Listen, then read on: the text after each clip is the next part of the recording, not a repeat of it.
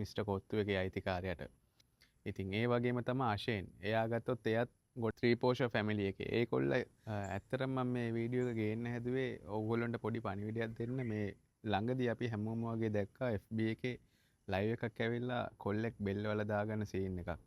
ඉතින් මම දකින විදිහට නම් ඇත්තටම මේක සමාජයට එයා දෙන්න හදපු වැරදි පණිවිඩයක්.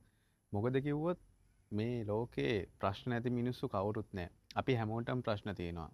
උදාහරණයක් විදිහට ගත්තොත් මේ ළඟදී වෙච්ච සිද්ධියක් මිස්ටර් කොත්තුවගේ අයිතිකාරයට.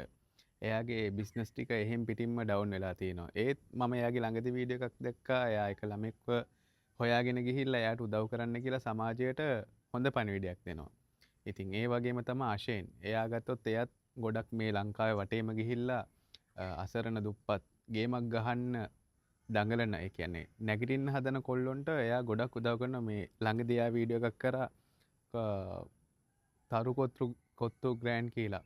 එතකොට ඒ වගේ තව ආදර්ශයක් තියෙනවා මම දන්න විදියට ත්‍රීපෝෂ ෆැමිලි එකේ. ඒගොල්ලෝ මේ ෆීල්ඩ් එකට එන්න කලින් එයා වැඩ කරලා තියෙන සිකියුරිටි කෙනෙක් විදියට. ඒත් අද එයා බලන්න ලස්සන පවුලක් තියෙනවා. ඉතින් මේ හැමෝම ප්‍රශ්නත් එක්ක ගොඩ නැගුණු මිනිස්සු.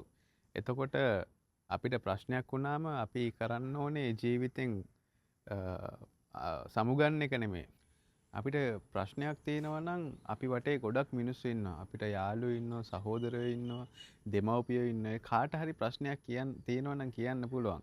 එහෙම නැතුව ප්‍රශ්නයක් ආවට පස්සේ ලයිව් එකක් ඇවිල්ලා බෙල්ල වෙලා දාගන්න එක නෙමෙයි ජීවිතය කියන්නේ. ගොඩක් දෙනෙක් මේ සෝෂල් මීඩියා කියන ප්ලැට්ෆෝම් එක භාවිතා කරනවා. එතකොට අපි මේකෙන් කරන්න ඕනේ සමාජයට හොඳ පණිවිඩයක් දෙන එක. එහෙම නැතුව සමාජයට වැරදි ආදර්ශයක් දීලා ජීවිතයක් නැති කරගන්න එක නෙමෙයි අපි කරන්න ඕන. ඒක නිසා මම නම් කියන්නේ මගේ මතය අනුව අපි හැමෝටම ප්‍රශ්න තියෙනවා. පෞද්ගලිකව මටත් ජීවිතේ ප්‍රශ්න තියෙනවා. හැබැයි මේ හැමදේම අපි දරාගෙන ඉස්සරහට ගියොත් තමයි ජීවිතේ අපිට වටිනාකමක් තියෙන්නේ. අපි මැරුණොත් ඒකේ දුක අපේ දෙමව්පියන්ට. මොකද අපි පොඩි කාලේ ඉඳන් අතක් පයක් කඩන්න නැතුව ඒගොල්ලෝ හැදුවා. උස්මහත් කරා ඉස්කෝලේ යවුවා අපිට හැමදේම ඉගෙනුවා.